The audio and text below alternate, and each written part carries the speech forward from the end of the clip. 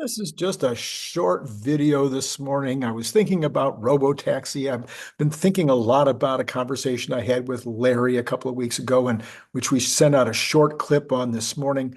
I've been thinking about the conversation I was having with Gary Black on X this morning with regard to the future profits of Tesla and what the value of the company might be currently, and how people on Wall Street may or may not be able to do some math on this. Anyway, so I thought to myself, here's the question. Why wouldn't Tesla roll out their own robotaxi fleet as soon as they possibly could? All right. So one of the most profitable businesses I have ever seen, and I've looked at a lot of businesses over the years, with a detailed business plan, not hard to figure out, is the Tesla robotaxi owned fleet. In previous videos, I've broken down all the numbers with the likely profit per vehicle, etc. But I'm not alone. Kathy Wood and others, I mean, she's got a big staff and they can sit down and do these things in detail. They've come to the same conclusion. You see, for at least the first year or two or three in first world situations like the United States, Europe, Australia, etc., Tesla should be able to charge at least $1.50, maybe $2 to $2.50 per mile on pretty much every ride. And then they might be able to charge more in special circumstances, Friday night, and when there's big festivals or things that are going on. So, you have these surge pricing situations. But I'm just going to use the $1.50 number. And when I use the $1.50 number, it results in about $60,000 per year in profit per vehicle.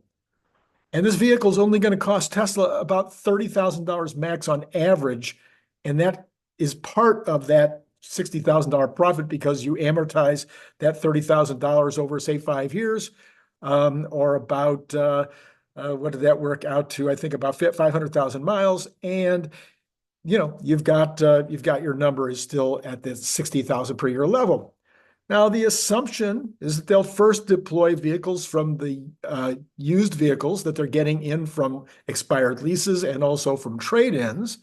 But if they can't get enough to satisfy the demand from those, my theory is that they'll start putting out Model 3s, maybe even Model Ys, maybe even some Model Xs for people that want more luxury or a larger vehicle, and then some Cybertrucks. I think all of those could be going out into this fleet, as soon as it's possible to do so. As soon as the regulators have approved it, we've got the autonomous driving happening. I think they would deploy as many as they possibly could. Now, the only thing that would hold that back, by the way, just 100,000 of these would result in $6 billion per year in profit. Just 100,000 is $6 billion per year in profit. And my understanding is, I think that Uber's at around 2 million. But to see Uber, it's harder for them to make money because, yes, the costs are so high. All right. The only resistance to this massive deployment would be the promise that Elon Musk made, that Tesla has made to people like you and me, current owners of the vehicles, who Elon said would be able to put their vehicles out into the market at a profit using the robotaxi system. So I think Tesla will temper their profit motive to the extent that personal vehicles are able to meet the demand. Now, that's the big question. What percentage of people that own vehicles will put them out there as part of this robotaxi fleet? How many of the miles of demand will they be able to take up? And will there be lots and lots of leftover demand out there for Tesla to put out in their own fleet? And according to most who have modeled this business, demand will be huge and Uber will be toast. We talked about that just yesterday, I think it was, with regard to one of the big funds who had completely gotten out of their Uber stock and put it all into Tesla. Anyway, so worrying about keeping promises may not throttle this expansion of the Tesla-owned vehicle fleet by very much. Anyway, so should Tesla maximize this fleet only dependent upon demand? What else might get in the way of fast deployment? And that's what Larry and I were talking about. That's what Gary has been talking about.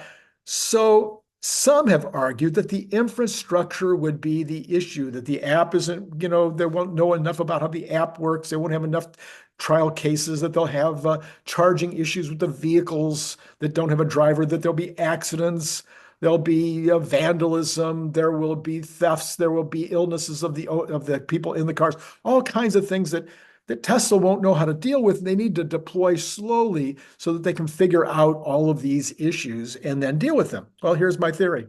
I had to think this through. It took me a few days. Let's start with the problem of charging up the vehicle, I think, which is by far the most important of any one that's been raised. When an individual hails a ride service using an app, they indicate their location and their destination. So no robotaxi will pick up a customer if they don't have adequate energy to make the trip and then enough leftover energy to successfully get to a charger where they know they can charge themselves. I guess, if that's the way you want to look at it, that the vehicle will know, that the computer will tell them, yes, you have enough energy to make the trip and then get to a specific charging location where it is possible for that autonomous vehicle to be charged. This is super easy to include in the software. I think you'll see that right away. Let me know in the comments below if you think that's not true. So anyway, where do they go when they run out of charge? Well, they go to a location that can supply charge. I know, duh. Well, this could be the showrooms, the service centers, and then, some of the supercharger locations might have to have an attendant. Sure, it should be an optimist that would be attending, but at least for now, they need to pay an attendant. But maybe by summer, maybe by next fall, it would be an optimist. And wouldn't that be fun? The locations with an attendant would just expand as necessary based on the need. So as fast, Tesla's done this with the expansion of the superchargers themselves and always seem to be able to know in advance, be able to figure it out, where do they need more superchargers? And they're doing it well in advance of the time when it's going to be needed. Well, they'll do this with attendants too. And this cost would be extremely small compared to the profits. 1,000 attendants at $35,000 per year is only $35 million in a business that will be bringing in billions. Anyway, what about breakdowns? Well, it's possible that Tesla could use their own mobile service fleet in order to solve the breakdown problem. They already have these I've already had a mobile vehicle come out here and fix a window that was broken by a dust storm. It would seem likely that they could supplement this if they needed to with contracts with AAA and other roadside service companies if they wanted to make sure that they give the quickest response possible. But in general, I think their own service fleet would be able to do it, and they're expanding that service fleet all the time.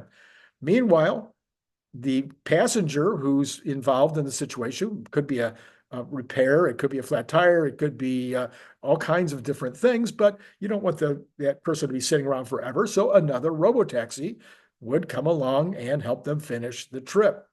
Well, okay, what about bigger things? Accidents, passenger illness, other unusual circumstances. Well, if you watch this channel, I've always believed that there will be a way, at least initially, probably for the first year or two, I believe there will be a way for the individual who's in the RoboCab to talk to a human through the app or through the infotainment center or both.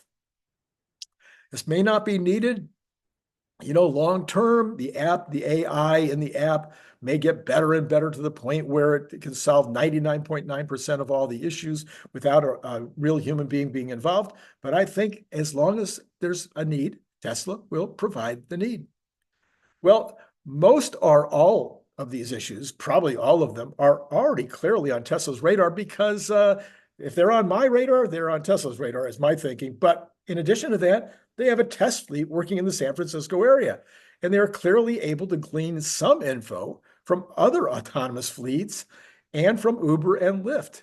So whether it's Waymo, now, so let's say, okay, well, how do they know Waymo's information? Well, people have left Waymo, and you can hire a person as a consultant or as an employee who's had experience over at Waymo and knows what some of the things are that are going on. Again, I'm not sure that this is that complex. I'm not sure that this is that hard to overcome. Well, so let me ask you, did I miss something? Is there other issues that you think are going to come up with regard to this fleet that would be difficult, challenging to figure out in order to be able for Tesla to start deploying in major numbers. And my theory, again, would be that they would let us get our vehicles out there and see. They'll find out within days, within weeks, they'll know what percentage are going to do it. And yeah, it might increase over time as people hear, stories of how much people are making. But it might also decrease if the people are like, it's just not worth it. So who knows how that might work out, but Tesla has the data. And so as fast as they see the data on the deployments by people like you and me, they can say, you know what, there's so much more demand than that. And they can start putting their own fleet out there. And it could be, as I mentioned, billions and billions of dollars in the short term. I mean, 2025, okay? Way more than most people are expecting from the Tesla-owned Robotaxi fleet. All right, so this has been Randy Kirk. You know what to do. Like and subscribe, hit notify. We're heading up close to 25,000 of you who have subscribed. Thank you so much. If you haven't already subscribed, please do so. And then, of course, you want to be looking at those Cybertruck bottle openers up there. All the information is below in the description how to order those. And also Patreon. We've had a couple of Patreon people join up in the last week, and thank you so much for that. And we'd love to have more, and that information is also below. It's just a quick click.